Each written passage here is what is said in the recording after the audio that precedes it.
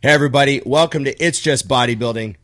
Myself, Big Ron Partlow, Dusty Hanshaw, the producer, Scott McNally. Good to see you guys. Remember, like, share, subscribe, comment, and ring the bell. Ring the goddamn bell. Yes. And remember, Think Big Bodybuilding Media Patreon. Keep a producer homed. Thank you, guys. The price of a cup of coffee as I show off my amazing Empire Strikes Back cup. And I've stopped putting this through the washing machine because the little beautiful little painting is coming off. It's a good move. So, yeah, power move. And I got to also say, IamMutant.com, Mutant, of course, Dusty and I, Mutant Nation to the core. Thank you to Mutant for sponsoring the show. Dusty 20, Big Ron 20, get your 20% off at IamMutant.com. And of course, it helps us out. And what else is there to say? That's it. I just want to talk about how small that cup looks in your hand. Yeah, is that like a miniature coffee cup? It's like a thimble. It's a normal. This is like a normal Joe Blow coffee cup. And it took everything I had not to comment. As soon as you brought it up, I was like, "Wow, that's a very small mini cup." Yeah, little mini cup. So we're going to talk about today's episode. Our lead topic: the 10 exercises. If you can only do 10 exercises, what would they be? Yes. Makes it really, really cerebral stuff. Putting these guys to work today. Putting it to work.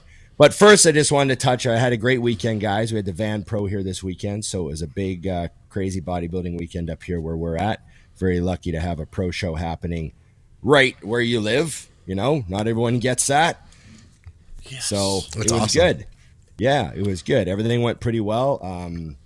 You know, I had a bunch of clients in the show, and that was a lot of fun. Had a couple of heartbreaking seconds, you know, where you think, I think we might win this class, and you're like, oh damn, yeah, close call. Yeah. And then had a win in the amateur show, and then yesterday I got my first as a coach, my first pro win, helping out Jaws. I just call him Jaws. His name's John Lee, but everyone knows him as Jaws on Instagram, and Jaws got second last year at the Van Pro because Branch came from China and won the show. Oh yeah. And then Jaws went to Chicago and got third, and then he went to Dallas and got top 3, I think. Like, he did really well last year. So the goal this year was to win a pro show. Punched his ticket to the Olympia, got the win. And so yeah. So I spent the night last night reminding Emily that her man is now an Olympia level coach. There you go. Yeah. And there are certain requirements that Olympia level coaches have. I like it. Well, I've heard about them. And, you know, if you want to be with an Olympia level coach, you know what to do. You got to step up your game. Gonna have to, there's certain implications, right? Well, you gotta relieve any sort of pressures you have, you know, with that level. Well, yes, you have to make sure you create a very welcoming and calming environment for your what's the term? You know, your exceptionally high status man. Guru much? A whole new level now. Whole new level. It's funny. There's clarity in your camera that's different now, actually. Yeah, is that what it is? I think there's actually a light coming off of you now, not just the one there. So I had to ask, though, to before this goes way off topic. Yes. So I was watching for the last few weeks as you've been sharing Jaws as like check-ins, and they were good. They're always good. But I'm comparing him against himself, and I was like, about like himself. You know, he always comes in great. But you did something in the last 3 days. The freaking sun's shined. I mean, he turned around from the back, and I'm like, hello, nasty, nasty, nasty glutes and hams. Like, at 3 days out, they looked good, like always. I mean, he's always in good shape. But, I mean, I don't know. I mean, was he more full, more dry, both? What was it? No. So, I actually thought that he was like running a little behind there. He had a rough prep this year. Like, there was some challenges. You know, it wasn't an easy prep. And then about 3 weeks out, I said, okay, you're almost at your weight, but you don't look. You're like, how you get kind of used to somebody like, oh, as soon as he's under 190, his glutes will be in. Right. But then you just get that one prep where, like, the guy hits 190, the glutes aren't in yet. You're like, well, they're going to come in right away. Yeah, 189. And then he's 187 and they're not in yet. And you're like, that's funny. He's like hard as nails everywhere. We got to get these glutes in. So then you're like, okay, well, and then 185 and they're not quite in yet. And you're like, okay. So I'm like 3 weeks out. I'm like, we're going to one carb meal. Like we're doing 40 carbs a day for a while. Like I don't know what's going on. Every prep's different. But this prep, we're going 40 carbs. And then it was literally every single day he got a little harder, like at a more rapid rate. And then 3 days out, he was 178. With his cutoff's 180. Yeah. And 3 days out, he was 178. And then, the glutes just came in right at the end. And they can still come in more. Like they weren't like, they'll be nastier at the Olympia. And but everything just came together. The plane just landed. It was super weird though, because so Nikki saw your post first this morning and she was like, oh, Ron's guy won the classic physique. And I go, oh, and I was like, yeah, he was a little soft from the back. And I said that without seeing the pictures. And then I went to your page, I looked at the pictures, I was like, what happened? I mean, yeah, it just came together. It was, literally you can ask her, because I was like, I'm a little surprised just because it was not in, Yeah. And I'm like, I don't know what happened, but something happened. Like, yeah. Yeah. Well, another advantage was they weighed in on Friday, right? But they competed Sunday. Right. Okay. Good. Okay. So he didn't like carb load. He did a cup of rice. Like he was doing no carbs to make weight, right? Once he weighed in at 178 and a half or whatever, it was like, okay, let's start eating a cup of rice per meal. He just did a cup of rice per meal Friday night, all day Saturday, just a cup of rice per meal, and just slowly come back to life. He pounded like 7-8 liters on Saturday. Just fill out, just eat normal. I didn't want to freak. He's classic guys. I don't want to go giving him crazy amounts of food. There's no risk. Didn't want to take risks, right? Yeah. And then just Saturday night, he had like a big carb meal. He had 2.5 cups of rice or something with like some rice cakes and honey and went to bed. Yeah. And then Sunday morning, it was like, oh, hello.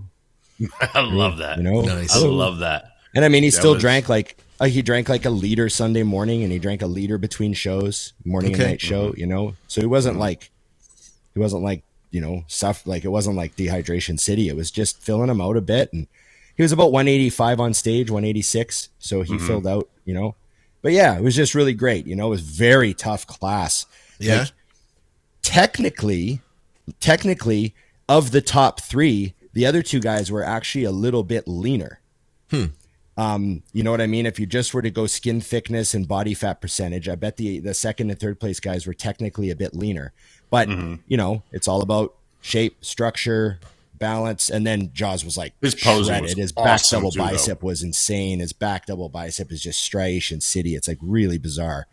And the side chest is just like popping, busting full and pecs and all that sort of stuff. We can throw some pictures in if you want, Scott. Absolutely. Please do. But yeah, it's just about the package. And I remember, how condition is so deadly, right? Like, oh yeah, condition is so deadly. So there was this one guy, Dylan Bursey from out east was awesome. He wound up second. And he looked fantastic, but Bob Waterhouse came from the UK and, he was insanely conditioned, like upper top shelf, ridiculous world class. Like, when you see pictures from the world championships and there's like those dudes that no one knows and you're like, who the fuck is that? Yes. He had that look like, I love that. Holy shit. Like people who didn't know who Waterhouse was now in this around here, they know now. He blew everyone away. He was what an ironic name too. Yeah. Waterhouse, but so conditions so deadly that I was staring at him in the morning. I was like, oh, they got him right next to Jaws. And I'm like, oh, Jesus, this is not what I like to see. This is like, Jaws looks incredible and has the big quads and has a lot of the stuff that can win. But then this one guy's just so distractingly, insanely shredded. Yeah. Yeah. Right. And so I left the morning show kind of thinking, oh, this is tight. 1 and 2. Yeah. And then I started talking to people, and I'm like, what do you think? And they're like, oh, Jaws all the way.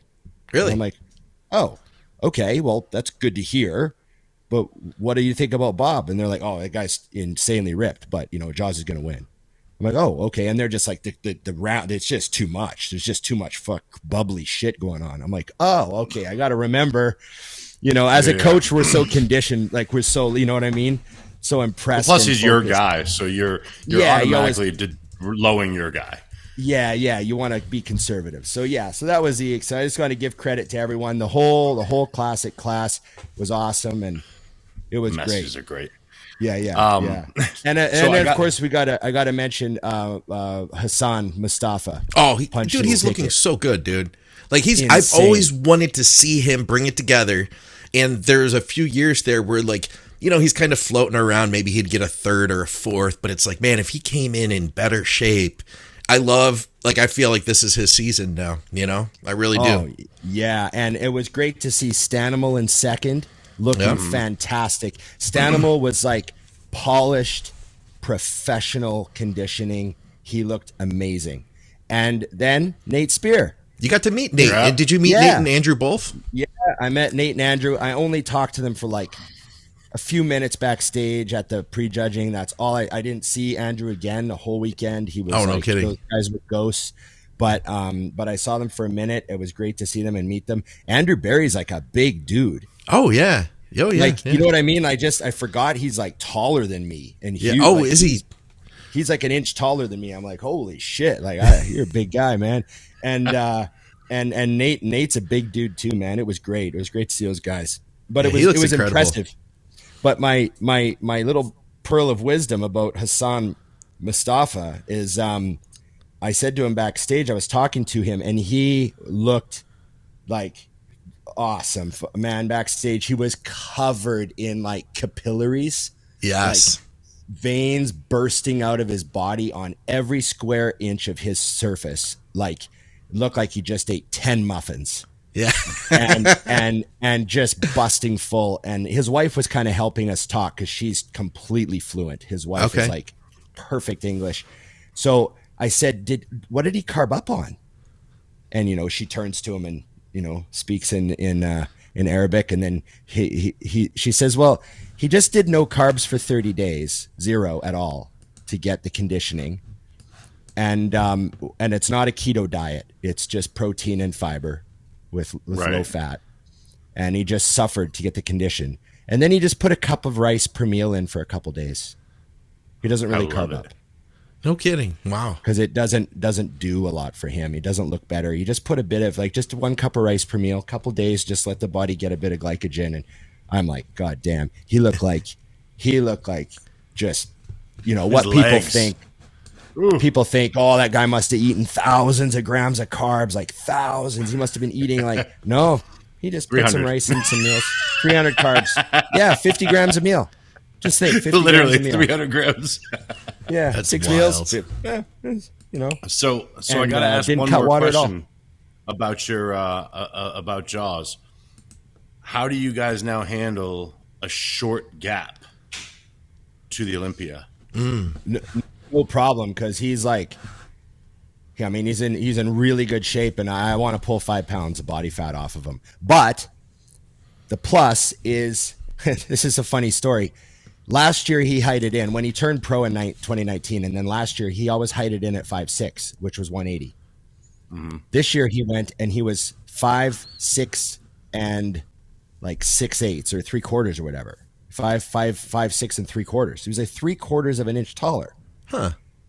And he didn't realize he was, but he's been doing a bunch of decompression. Right. And last year he was squatting 6 plates all the time and deadlifting up to 700 pounds all the time. This year he was pure bodybuilding, none of that stuff. He was still training hard and heavy, but he was on the pendulum. He was on the leg press. He wasn't deadlifting as much. And we're just wondering if he combined with hanging, he just didn't realize he got a little taller. So his new cap is 185 if he wants to push it. That's amazing. So, that is amazing. Yeah, so he's got like an extra 5 pounds to play with. Plus, he could be 5 pounds leaner. So I could be taller than you. There's some room. Yeah, we could figure it out. That's all I ever heard was that I could be taller than Ron. It went immediate thought about myself. I completely forgot who we were talking about. I was like, I am 6'5". Yeah. Well, there you go. There you go. That's awesome. Yeah, no, I was just curious because, I mean, that was I find that to be – there's room to improve, so it's good that the room to improve is down. You know what I mean? Yeah. I know what you mean.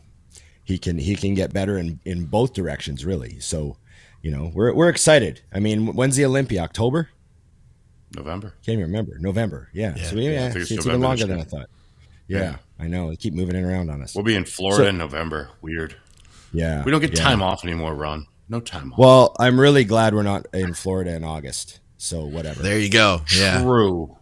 If we could just work on the Arnold not being in March next, that'd be cool. In Columbus.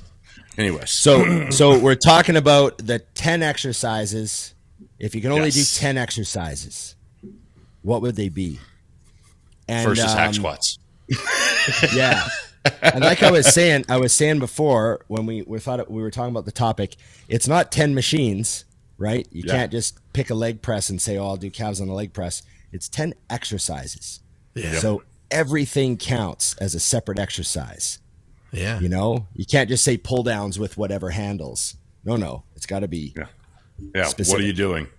Yep. Yeah. So for me, I would skip calves altogether because they're so small. Like, what's the point? Scott skips them all together because look at it's unfair. Scott gets an extra. I get an extra exercise, but I need it for the everything. For the everything else needs that. So,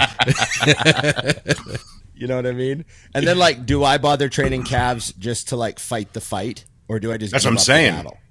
See, you got to go. You got to go all in. You got to go all in on your strengths, in my opinion. Right. You know what I'm saying? Just, So I can keep looking good in a t-shirt is what you're saying. That's all that matters. Well, 5 chest exercises. Yeah, chest, shoulders, arms. Yeah. Why is Ron so simple? Well, he's ritired now, and he wants his arms to be massive, his shoulders to be massive, and his chest. That's it. Bicep curls, preacher curls, dumbbell curls. Totally. All right, so I have to ask one question for real, though. Would you even do an ab movement? No. See, I wouldn't either. Because they're working all the time, and if I only get 10 things, I'm not bothering. Yeah. No, I don't need to train abs. My abs actually get sore when I ride my bike for 2 hours. So like the next day, I'll have like sore intercostals and stuff. Oh, I bet.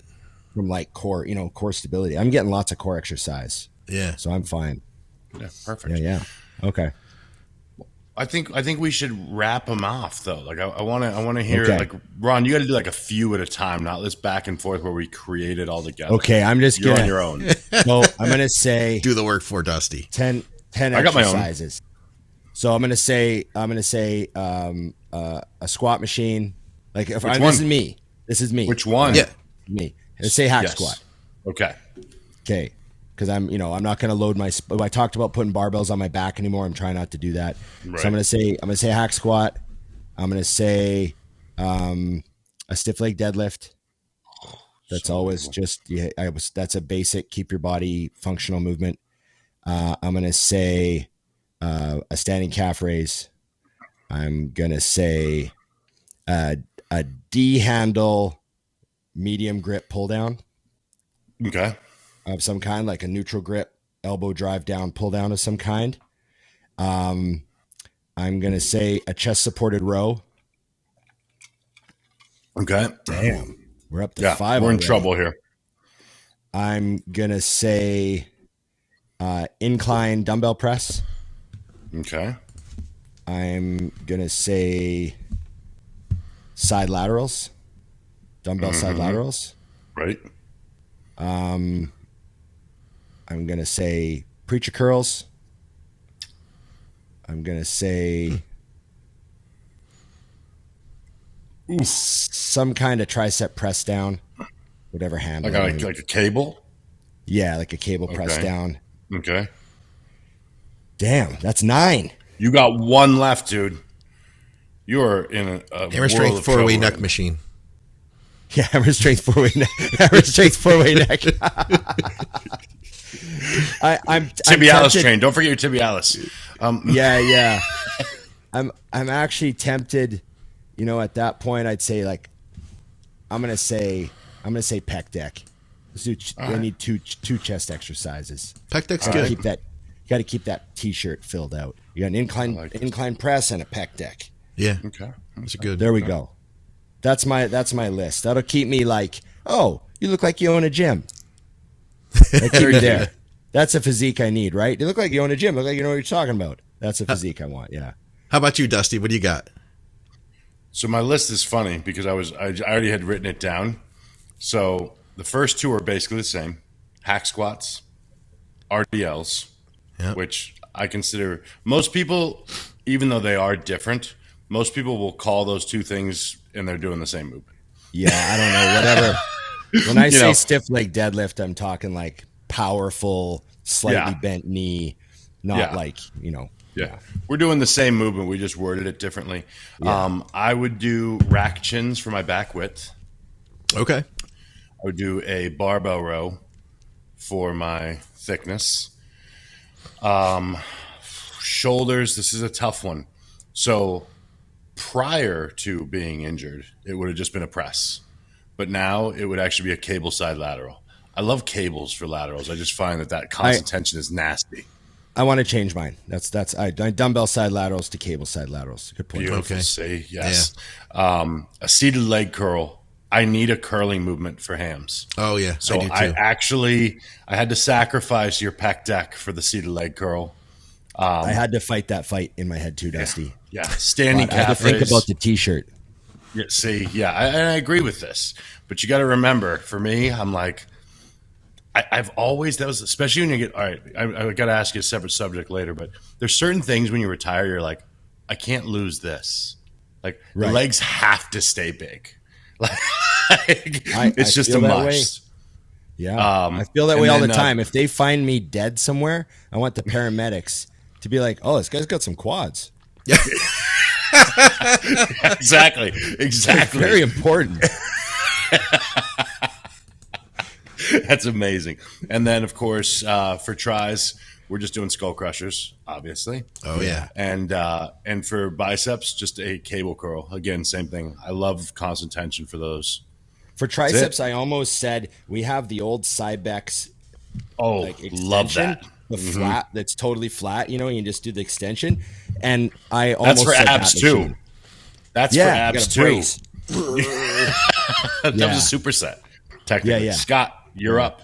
Oh, I'm not going to add to this list. You guys did a great job. We have enough questions. Did we miss anything? I don't think you really did. I mean, I feel like that was pretty solid. I could literally do this workout, by the way, every week, and I would love it. I'm having a really hard time not having a leg curl in there. Yeah. Yeah, I would definitely need a leg curl. That's kind of like my thing for hamstrings. I was able to train my hamstrings to fire with the leg curl, and then that was a machine that really, I just started using that like in a real serious way with really hard contractions and slow negatives. Somebody told me to do that, and so I started doing that. And like 2 years later, I was still doing it, but I had a lot more plates on the stack, and I was like, holy crap, I've got hamstrings now. So it's like for me, you got to raise the knee pad up one hole because your legs are getting bigger. Yes. Was it weird to not have hamstrings and then have those giant calves? You know what? It's hard to say. You never know because like I didn't have them, so I didn't miss. You don't miss what you don't have. Were you pointing your toes to like kind of deactivate your gastroc when you curled your leg, or were you keeping your feet back and just letting your calves just haul ass in there? And yeah, you know, one of the best calf workouts is for me is you ever do walking. Alive. Seriously, just like sitting in the mall right now at Costco, pushing a cart, climbing a hill, going upstairs. I don't know. You ever do those dumbbell hamstring curls? Yeah. We got to hold the dumbbell. You got to hold the dumbbell, and then your feet are pointed, and the calves are, Oh yeah. The next day, that's the only thing I ever do where they'll like actually get sore. So here's what's funny, Ron, and I know this from experience in my house. Do not talk to a calf person about calf pain because we'll be doing like a kneeling leg curl, and Nikki goes, "God!" Oh, and I'm like, "What?" She goes, "My calves," and I'm like, "What?" why are they even activating? They activating everything. I'm like, obviously. Yeah. I don't Obviously, like you. yeah. Yeah, idiot. I remember the last time I saw Dallas McCarver. Okay.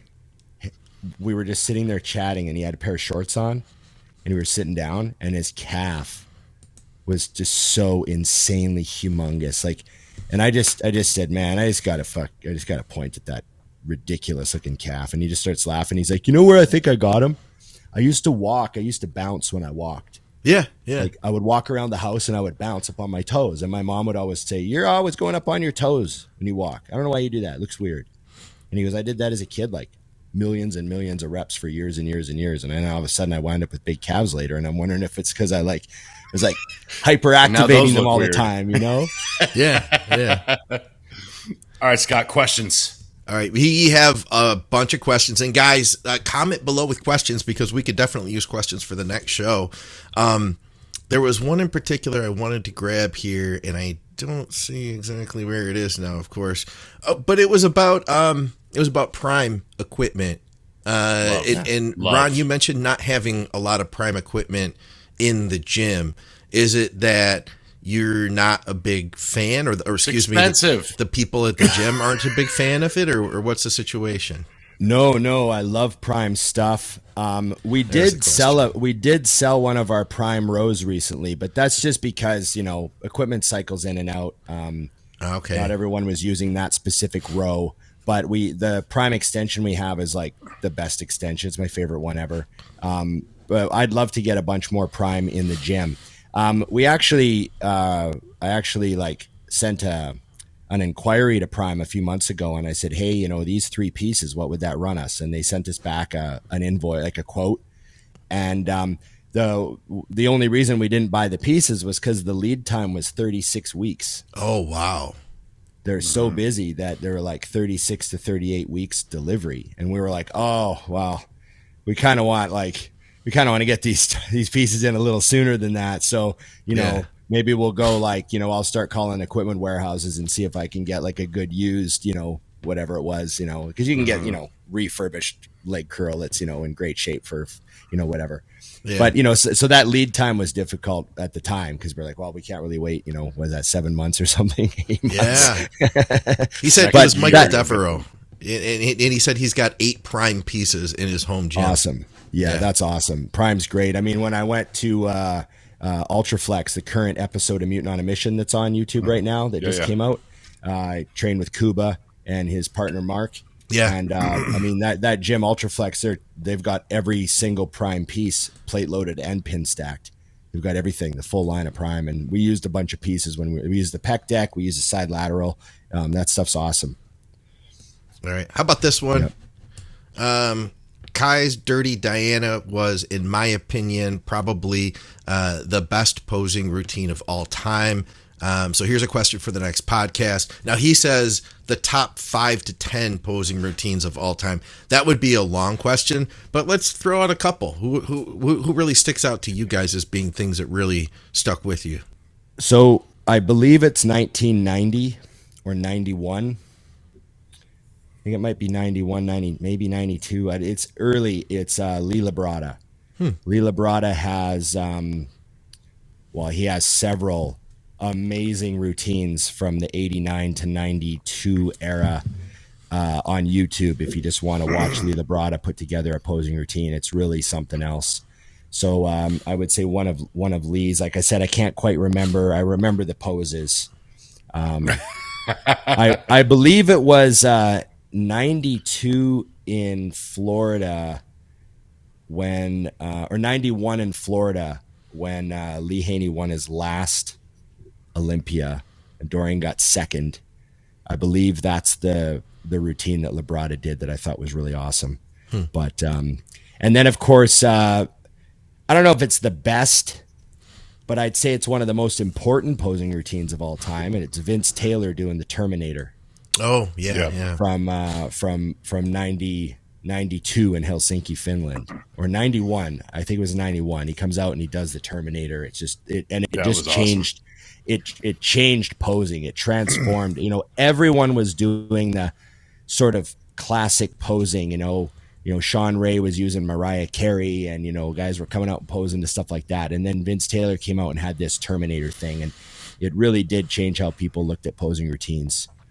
There's some, I don't know, there's been a lot of great ones over the years. I mean, when you look at Terrence Ruffin stuff and some of the amazing posing that guys, everything he's ever done. Yeah. And then, but you know what? Chris Bumstead last year at the O, he was great. That routine, I know Chris Bumstead isn't the craziest poser, but it's about the routine, the music he picked, he actually invoked emotion in people watching, it affected the crowd. I felt it. It was everyone felt it. You're watching Bumstead at his best, unleashing on everybody and doing it with the classiest, in the classiest way, just coming out and murdering everyone with a smile. And he used a classic song, a classic rock song. And it was just a great routine. I talked about that on the show, I remember. I feel like you can't have any mentions of posing without Livroni. Yeah. The 99 British Grand Prix to me was, and it was also his look. But I thought that was, literally, I can't listen to Rage Against the Machine without thinking of it. No, a song comes on and I go, oh, Kevin. So I thought that one. Yeah. And then for a different reason, but like you said about, pulling emotion, was his 2001 Olympia after the 9/11 situation. He had a great routine that he went on. It was Hero was the song, but he also had voiceovers of news clips and things like that. And I remember just watching, if you watch it, the video of the Olympia, you can even see the crowd reacting, and Ben Weider, Joe and his wife were in the front row, just nodding and taking in the art of it. It was phenomenal. That's cool. Yeah. I got one to mention. Now, this isn't the best poser of all time thing. In fact, this would be somebody that I think people would say the opposite of, and I'm going to say Branch Warren. Okay. Now, Branch Warren was there was a brand of posing in that early 2000s that a lot of people said that this is not bodybuilding anymore. These guys are just kind of strutting around the stage and hitting most musculars. But after he tore his quad and then he came out to Kid Rock and he spiked that motherfucker, slapped it and flexed it, and it's I'm back with Kid Rock playing. It was there was a moment there that was just so much power in that, and everybody was in question of what's going to happen? Is it ever going to look the same? Is he going to have to retire? And then he slaps that freaking quad down and smacks it, and it was game on. You know what I'm saying? Right. Yep. That was a cool moment. Yeah, that's exactly right. That's and other moments like Cutler coming out in 09. Yeah. Ooh. Walking out on stage and just stopping halfway. That show ended when he did that. It ended when he did that. Yeah, that sort of stuff. So you're right. It's not always about the routine. It's about someone coming out and capturing the moment. Yeah. And just absolutely crushing the moment. Which how about Marcus Rule in the 2002 Night of Champions then? I was just thinking of that toaster video off an O2 cell phone that is on YouTube. That is one of the most famous videos of anyone ever in bodybuilding. Oh man! And you just, no matter what year it is, you look back and you're like, "What were we doing? Yeah, what was going on?" I can't decide what was scarier, the side chest or the front lats bed, because his head might pop off. There's just so much muscle. I've never seen a side chest since. I've never seen a side chest that looks like a crab shot. Most Marcus's muscular side chest was a most muscular. It was just a tweaked most muscular. It was so crazy. Yeah, it's so true. That is unbelievable stuff. That show and remember, I don't know if you guys, that was back because that was the Night of Champions. So the judges didn't have a choice but to give him the win. The crowd, when he walked out, they would have torn the seats out of the floor. It would have destroyed that place for sure. Yeah. They're thinking of safety protocols and escape routes. How do we get out of this building? You know what I mean? Yeah. Here's one for you. Man. Okay. That was fun. I like that. Good. That was memories. good. Show question. Please share the effective way to find the scooper in mutant protein tubs. Thank you for the professional advice. Oh, they always send it on the top for me. Yeah, We know it's Sister Dusty's. Yeah. Just gonna have to fish around. Make sure your have to hands dig. clean. Yes. Well, the problem with dig. Mutant's protein against everyone else's is the bottle is so full that it's harder to find. Right. But with the other brands, it's pretty much empty, so you can just kind of reach right in. And Rattles around no in big there. Deal. I was gonna say because it's made in Canada and that's probably an American, so it's been shipped across border. It's been handled a lot. So Yeah. the tub's been tumbled a bunch of times and the scoop's buried at the bottom. If you buy a tub in Canada, it's sitting right on the top. It's like going through the dryer before it comes Yeah. to you. That's all that is. Yeah. All right. How about this one? Question for the next is just bodybuilding. What's a TV show you really enjoyed but wouldn't be comfortable recommending to anyone else? Guilty pleasure, unique humor, etc.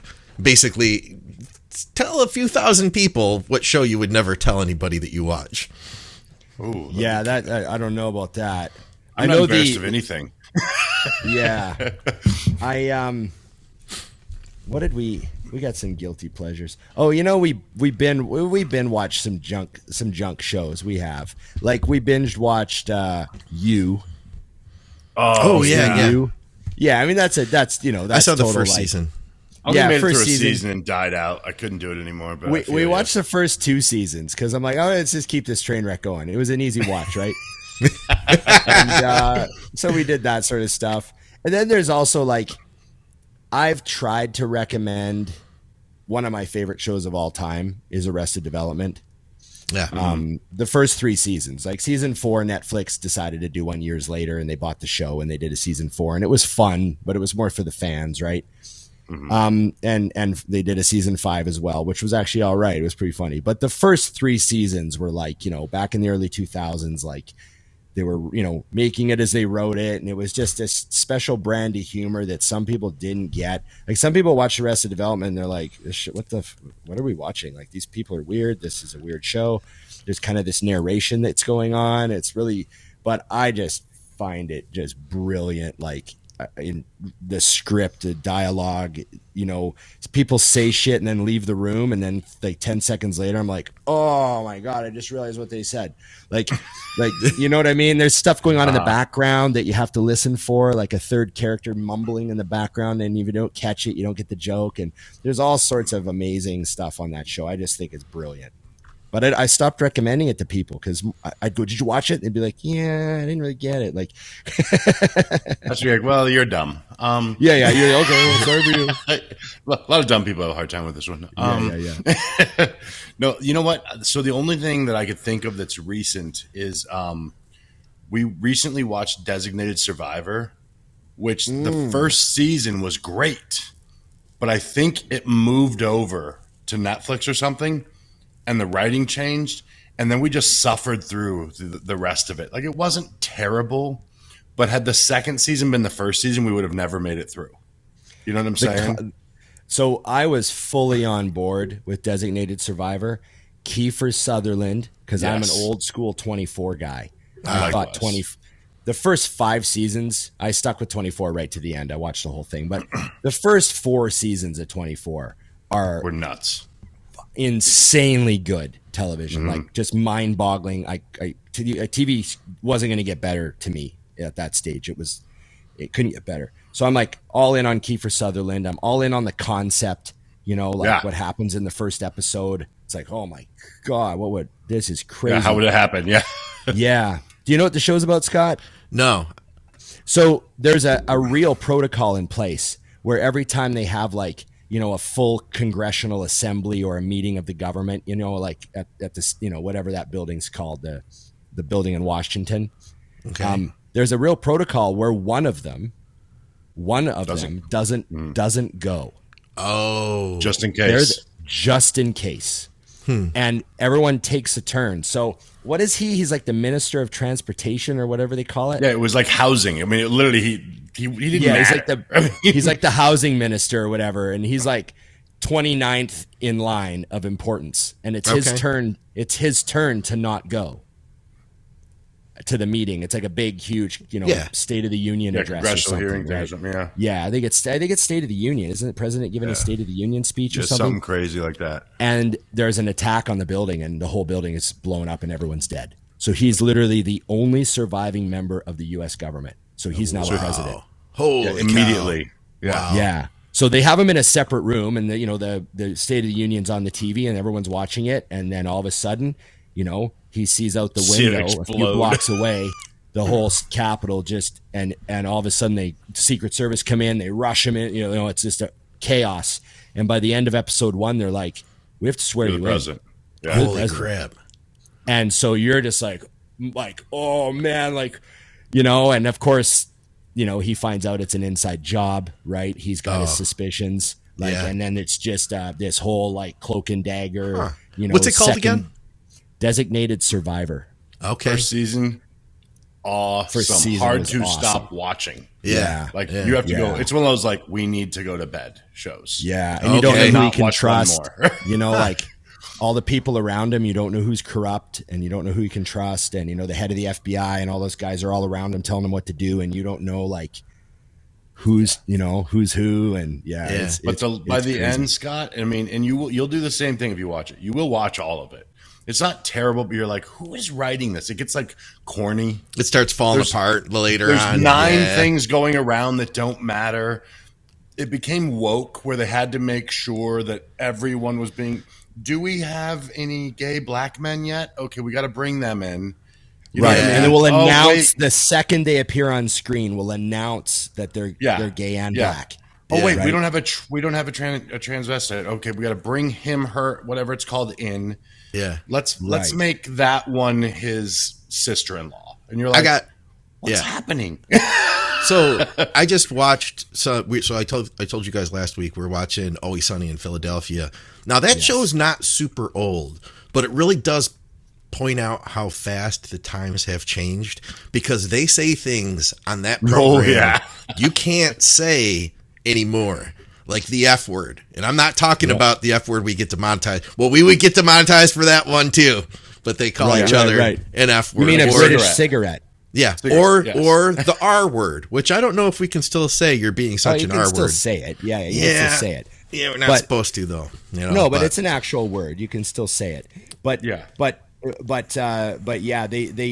they do the same. Well, how does South Park do what they do? Yeah, right. Some of those South Park do because they do what they do. They don't care. South Park is what's his name? The comedian Chappelle. Oh yeah. Yeah. I finally got around to watching John Wick this past weekend. Oh, I saw that. It was amazing. Yes, I'm hooked. Now I got to see the rest of them. Yeah, that was a good guy's dog. Oh my God, dude. Now, a spoiler alert, I guess, for anybody who hasn't been watching John Wick, but this is really shame on you. If I've seen it and you haven't seen it, then there's nobody else. They've all seen it. Well, once they're up to John Wick 4, we can't feel sorry for people that haven't seen John Wick 1. Okay, true. So the opening scenes and all that, and he's got the dog, and Victoria was telling me if I ever died, I would do something like that, because you would need to have something to take care of a dog like that, And she's just like, oh, it's just such a cute puppy, and we don't know what's gonna happen. And so for 5 minutes, we're like, oh my God, yeah, it's so nice that he has the dog. And then the look on her face, she doesn't watch these things. And she looks at me, she's like, what are you making me watch? The dog gets murdered. All right, guys. The dog real killed, life vengeance. Yeah. We're about to embark on a journey, baby. I had to remind her, I was like, okay, they're trying to make you feel something right now. They really wanted to get you that attachment, and now they took that away from you. This is intentional. Remember, it's just a movie. The dog is still fine. The dog is fine. Yeah. That dog is still alive, and he made money off of you guys watching that show yesterday. Yeah. The other people are not fine, however. Yeah, they're gone. Exactly. He did kill them for real. John Wick went to see them. I still love that scene where, isn't it early in the movie of the first one, the guy goes back to his boss. And he's like, you know, this is what we did, and he's like, "You what? You do not realize you killed his dog." Yeah, you do not realize what you have done. Yeah. That was great. That was great. All right, so this guy, he really needs some help. Danny, he says, question first, just bodybuilding hacks for getting your meals in while traveling. I travel for 3 days, 2 overnights, every other week for work, to all different places. I find local gyms and I get my meals in when I'm on the road. So fully believe I can do it. Just looking for a few things the guys always did when traveling, as I'm sure they got to the point where they had to build a set of travel routines around their meals. Super easy hack to start with. Get a bag of oatmeal and a tub of whey isolate and throw it in your suitcase. That could be 2 meals a day. Okay. If you have to. It could be 3 meals a day. Have to. Like, you know, it's just 1 day every 2 weeks, like whatever. That could be. So then you can just say, yeah, it's 2 meals a day. So you have 6 meals a day. 2 of them are in your bag. Whey and oats. Easy. Done deal. Then you have breakfast at the hotel every morning. That's 3 meals. Now you're, so you can just start thinking that way. So right away, the whey and oatmeal in your bag, 2 meals taken care of, done. That's how you got to think. So now you're thinking, well, I'm gone for, 2 nights. Now I've taken care of 6 meals over those 3 days. Only got 6 to go. Yeah, only have this many more meals to go, right? And you just start eliminating meals that way and making it easier for yourself. So now maybe you pack, what, Dusty? How many you take? 4 chicken and rice meals? 4 chicken and rice and 2 steak and rice, and I'll be done. You got 6 meals of, chicken and rice and steak and rice total, and you got 6 meals of oatmeal and whey, and now you maybe grab breakfast at the hotel, and boom, boom. Yeah, simple. Yeah, and then also keep in mind, too, is nowadays it's gotten super easy. So getting in the hotel, getting veggies and things like that. I never brought vegetables with me. Yeah. So you could always get them. That was simple. And now, with your short trips, you can just cook everything in advance. Like, you don't even have to worry about it. I never understood why people would take their food unmeasured. That with clients, they're like, I'm going to measure when I get there. I'm like, why? Just make your meals. You get some good Tupperware that kind of lock together. Get some real efficient size Tupperware that kind of fit together well, so they're space efficient. Also, too, I know not all hotel fridges, my hotel fridge this weekend had a little ice box, so I was able to refreeze my little ice pack every day. But if they don't have that, you can just go downstairs and ask someone, hey, can you freeze this ice pack for me and I can come get it in the morning? And like, I've had people put notes on it, like room 204 Partlow, and they just throw it in the freezer. Yeah. And then in the morning I go down, I'm like, hey, I left an ice pack in the freezer here. And they kind of look at you weird, and I'm like, okay, I'll go look. They come back with it. They're like, here it is. Like, people are pretty helpful. Yeah. You can we had that with over in the UK, because one of the hotels I was at only had those teeny refrigerators. Yeah. I couldn't even fit close to my meals. I brought them all down the stairs. I was like, is there anywhere I can keep all of this food refrigerated? Yeah. And they're like, yeah, no problem. Yeah. And I would just come down every day. They'd bring the entire thing out. I'd take 3 out and hand it back. No one blinked. Amazing what happens when you tip people. And like we said, the first day you leave, you can freeze the meals. Freeze them all except for one. So you've got one to eat on the plane, and the other ones are all frozen. So they're gonna be still cold when you get to your hotel. Lots of hacks like that, and just keep it simple. Don't, like some people, maybe their meal plan has, 3-4 different things for protein, but you're traveling, so just cook chicken. You can just eat chicken for 2 days if you have to. You don't have to take a bunch of variety. Yeah. So, all right. We got a few more. See if we can rapid fire through these. Any real benefit to switching from Test E to Prope the last few weeks before a show? Will you see less water retention, etc.? No. I've never really seen this ever make a difference with a single person. There you go. I know that it's bodybuilding lore to some people, And I used to hear stuff like, oh, this coach, this Olympia coach goes to like test probe, mass probe, tren nth or tren ace, all short stuff. But well, first of all, the mastron shouldn't matter. It doesn't aromatize. And the test, I mean, nowadays with anti-aromatase stuff, I mean, it doesn't matter. Like some of the best conditions I ever got in my life, I was using Sustanon. There you go. Yeah. So test is test. Once that ester gets cleaved off, you just have a testosterone molecule. Your body does not give one shit. And I know some people mind, this is coming from an Olympia coach, Ron. Yeah, good point. Yeah. Emily, listen up. Yeah. Remember the implications. And don't forget too, you're basically like, say like you're using 750 test. So now you're going to go from 3 milliliters of oil to 7.5. Yeah, and you're going to go from twice weekly injections to like every day, and now you've got 10 times the risk of having a bad shot. Yeah, a lot of logistics. Okay, one for Dusty here, and then we had a couple music questions for Ron. We'll do those, and then we'll get out of here. Let's see. He says, I've asked Dusty about this before, but it might make for some good content. I think he meant on it like your social media. Is the lowest volume total the goal for growth? Let's say someone grows off of 6 to 8 sets for a workout. Should that person have a goal of lowering those total sets for more potential growth? Lower volume plus higher intensity equals the ultimate goal? ?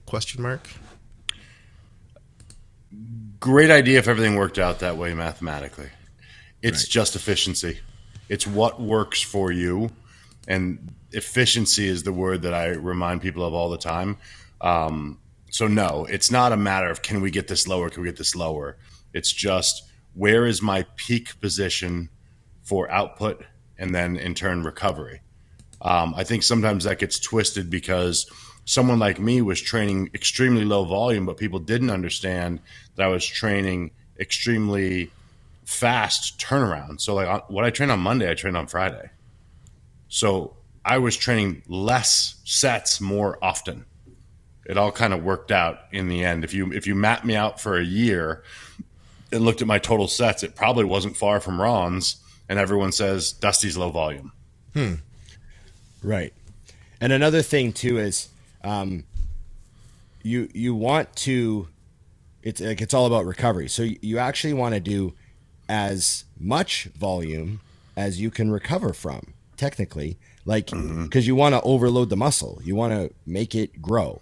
So, you can do one all-out set with max intensity, and it's like you'd have to have incredibly low output for one set to be as much as you could do with max intensity, and then your next set suffered. Like, you'd have to be at really low output. If you're like, really like me, at my best, I could do, several all-out sets for a body part where my intensity wouldn't suffer. Yeah. And then you'd eventually get to a point where your intensity is now going to suffer on this set. Yeah. So that's one of the markers. It's not just about minimum volume. It's about being able to recover from it. And there's also lots of evidence that a really good way to do things is to actually build your volume repeatedly. Like, you got 2 working sets per body part. Let's say start super crazy low, go to 3, go to 4. Go to 5, go build your volume as long as you're growing, and you can use that to build your volume up and then reset back down. I like that idea. Yeah. Plus, the only way to find the line is to cross it. And I think that's where people screw up. You're trying to go lower. I'd rather, like Ron said, you start really low and say, okay, how did I do? All right, now go up 2 sets. How did I do? Until you find that point where like, ooh, we went too far. I'm not recovering. Then you go, okay, for me, that's X number of sets is my line. And you hang out there. And then you also factor in, was I clean or not when I did that? Yeah, all that stuff. So those things matter. Like I was saying with chest, I'm really trying to maintain a lot at this point, right? I look a certain way, so I want to just train this way to maintain my look. So, I'll do 8 total work sets for chest. We'll do 4 exercises. I'll do two work sets each. And then I'm done chest, because Braden sometimes does a 5th exercise. And I did a 5th exercise with him a few times. And then the next chest workout, my strength would be down. No kidding. Yep. And I noticed it. I'm like, oh, I just lost a rep off everything. So I cut out that extra set and my rep came back. And I'm like, man, I'm right on the cusp. I'm managing. I'm like so sensitive and aware now of my own recovery, because I'm just so in tune with 33 years of training that I can just feel like, okay, that's enough for me today. I had a good day. I had a really good sets on a bunch of stuff. I actually gained a rep on the hammer. In my mind, I'm like, I don't remember getting 9. I think I got 7 last week. So that was a good day, right? Yeah. I'm like, I'm not doing another set. I'm right in my, so that's how I see it. And that's how, it'd be nice if everyone was that in touch with their bodies at the beginning of their journey. Well, that's the thing. I was going to say, it takes time, because you're also able to get more out of each set now. Yeah. True. Yeah. What about this one, Ron? Metallica. This is from Nevin. Yes. Fellow Canadian. He says, Ron, have you heard the new Metallica? What are your thoughts on that? And do you plan on seeing them? Love live with Pantera in Vancouver in August. He says he has Quebec tickets. Yeah. So I'm actually not going to go. I've seen Metallica like I think 8 times. No kidding. Yeah, I've seen them a lot. I've saw every tour I think I ever could see that they've come around for, where I was anywhere near. Like I remember, I saw, Load in 95. I've seen every tour since then pretty much. They're incredible. They're awesome, but I've seen them a lot. And the new album is great. I mean, it hasn't hooked me in yet. There's a couple of songs where the riffs, I'm like, oh, okay, these I want to listen to this riff again. And I like start the song again. It's got it sounds amazing. Their sound quality on this new album is unbelievable. And I got to give it several more run throughs. Like as a band, they're like, they're writing amazing shit. Like this is a great album. But it just, obviously it doesn't have the emotional attachment of like Justice for All and Master of Puppets and stuff. Yeah. But it's a great album. And I recommend people who haven't seen Metallica to go see them. They put on a great show. I'm not really interested in seeing the Pantera show live, not because I'm against the kind of the tribute thing they're doing. It's just that I saw the real Pantera back in the 90s. I saw him twice. It was like, I just want to kind of remember seeing Dimebag play those riffs live. And I'm really looking forward. So this is the type of concert where I'm really looking forward to the really high quality digital version of the show that's going to come out. There's going to be there's going to be. You sound so old right now. Yeah. But you know what I mean? I'm waiting to watch it at home. Yeah, I'm going to watch this one at home on our amazing 4K TV. I got a new TV coming. We're going to watch it on the 4K with the sound system. That's going to be my next Metallica concert, because I've seen them. I did the whole go get sweaty and up close and personal, smash it up. Yeah, I did that many times. I got to share this with you, Ron. So I went to a friend of mine here has a couple nutrition stores. So I went to he had a 5-year anniversary event, and I'm talking with a guy from the gym, and he goes, I hurt my knee last night at a show. And I said, oh, who'd you see? And he said, I saw Blink 182. And so he shows me the video, and I said, oh, I remember the first time I saw them. He goes, when? And I said, I think I was 15. They were called Blink, and there were about 80 people in the room, and it was $10. And he's like, what? Yeah. He couldn't even imagine. I was like, yeah, I bought their CD for $8 when I left. They had this thing called a CD back then. I'll have to show you a picture. But it was so funny because he showed me this, and I'm like, what are there, 20,000 people in there? That's crazy. And I'm thinking, it was like $8 when I saw them, and you just like walked in, and they were at the end standing there trying to sell their merch to get to their next event in their van. I saw Green Day for like, $7-8. It was like crazy cheap back in way back in the day. Yeah. There's a certain thing. I love reading the biographies and autobiographies of, like Dave Grohl's book. This is phenomenal. Anthony Kiedis's book, and people from bands like that.